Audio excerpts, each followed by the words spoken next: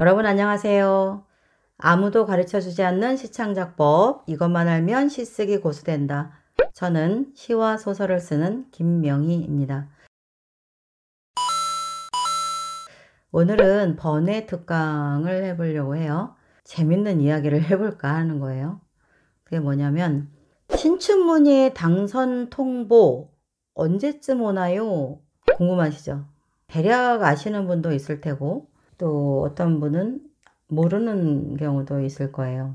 이거는 뭐 날짜를 콕 집어서 선을 딱 그어서 여기서부터 여기까지입니다 이렇게 얘기할 수는 없지만 대개 통보를 받는 경우를 보면 어느 정도는 좀 나뉘어져서 중앙지는 12월 뭐 3일 5일 뭐 해서 9일 10일 정도면 중앙지 준중앙지는 마감이죠. 그때부터는 심사가 들어가죠. 그래서 중앙지 같은 경우는 또는 준중앙지 같은 경우는 대개가 빠른 경우는 18, 19일부터 당선자에게 미리 전화가 갑니다. 전화를 하고 1월 1일까지는 본인만 알고 계십시오. 누구한테도 얘기하시지 마세요. 이런 얘기도 하는 경우도 있어요. 그러니까 본인만 아는데 가까운 분들은 이제 이건 비밀인데 나 전화 왔어 이런 얘기는 하기도 하죠. 그래서 빠르면 18, 19일부터 시작해서 가장 연락이 많이 갈 때가 23, 4, 5예요. 근데 23일과 24일에 거의 다 가요. 왜 23일과 24일에 거의 다 가느냐면 이건 정확한 건 아니지만 23일은 신문사들이 사실상 24일 같은 경우는 오전 근무하는 데도 있고 또는 뭐 외근 출장 갔다가 바로 그냥 24일 오후부터 크리스마스 이브니까 온전히 하루 근무를 안 하는 신문사도 있는 것 같더라고요. 그러니까 그분들이 신춘문예 당선자의 당선 통보까지는 23일 본 근무가 충실한 기간에 할 업무들을 다 마치는 거죠. 그러다 보니까 23일에 많이 가요. 그 다음에 24일에 또 많이 가는데 대개가 18, 19일에 한 10%, 20%?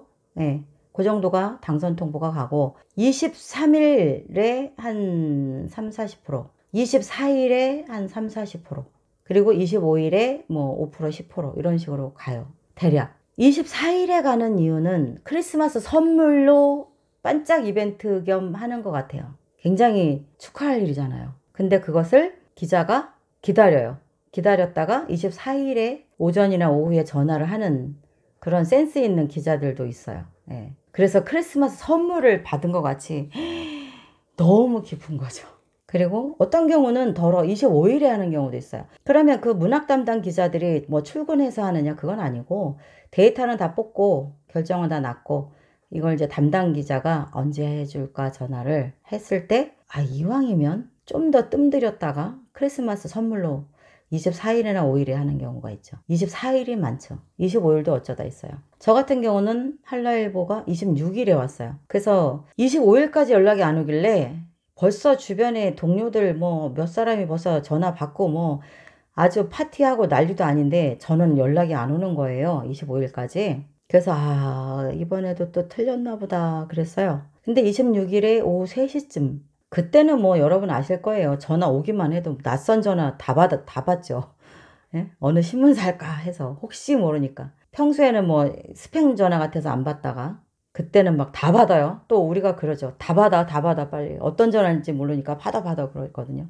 그러니까 그때 당시 그 시간 되면 전화기를 막 볼륨을 다들 막 높여놓는단 말이에요. 어떤 세미나 회의하다가도 전화 이상한 전화 어디서 낯선 전화 오면 막 나와서 몰래 받죠. 그런 경우가 있어요.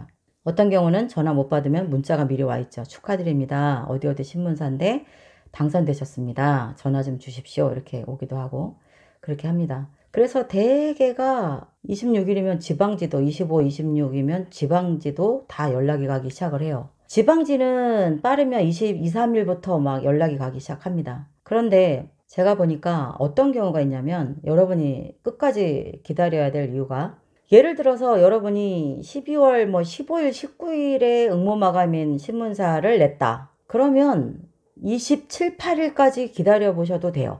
제가 직접 본 경우 어떤 경우는 28일에 연락이 오는 신문사도 있어요.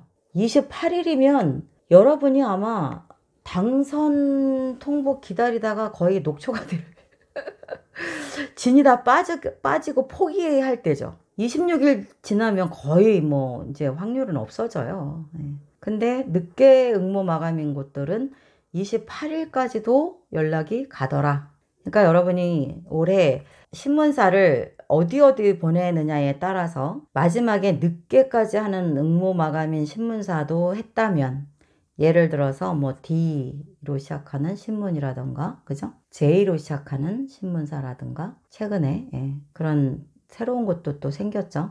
늦게 하는 곳을 기준으로 감안하면 28일까지도 간다. 당선 전화가. 아시겠죠? 그거 감안하셔서 올해는 너무 빨리 실망하지 마시고 28일까지는 짜릿하게 기다리시면 됩니다. 다음 시간에는 더 재밌는 이야기를 해볼게요. 이거는 제가 사실은 책을 내려고 했던 거예요.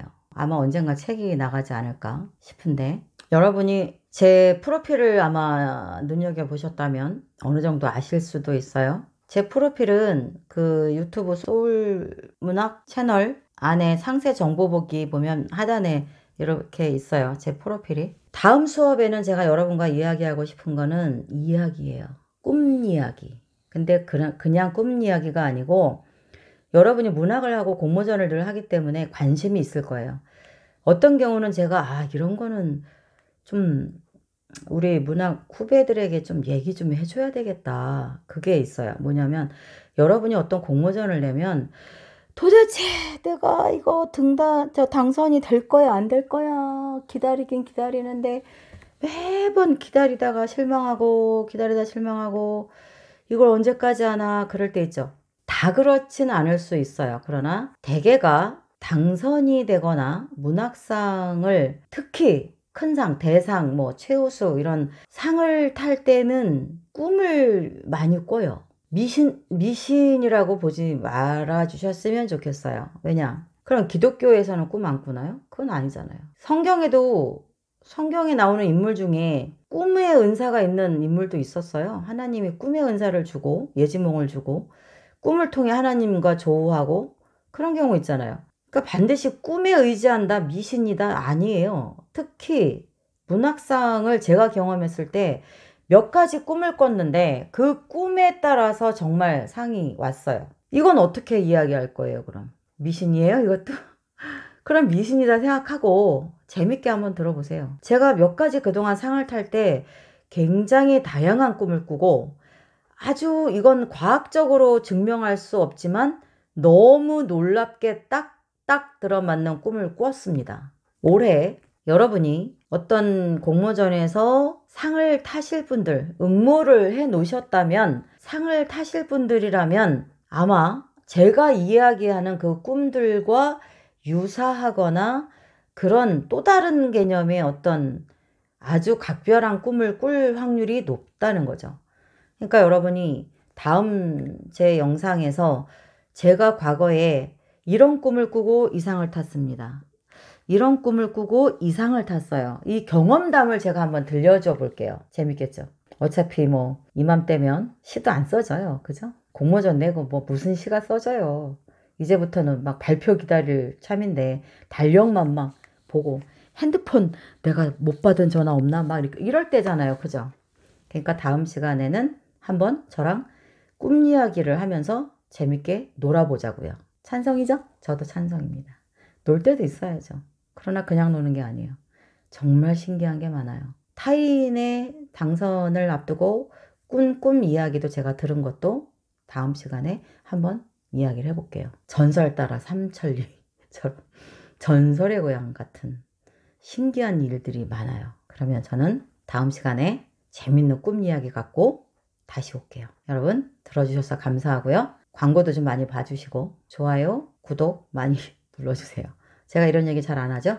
여러분이 워낙 잘 해주시니까 제가 뭐 특별히 따로 막 얘기는 안 해요. 워낙 잘 해주시고 계셔서 여러분이 광고도 많이 봐주시고 해서 제가 커피값도 걱정 없이 쓰고 감사드려요. 그러니까 저도 여러분을 위해서 또 더 나은 뭔가를 계속 정보를 나누려고 하는 거고요. 그 중에 정보이기도 하면서 재밌는 꿈 이야기 기대해 주세요. 저는 시와 소설을 쓰는 김명희였습니다. 다음에 만나요.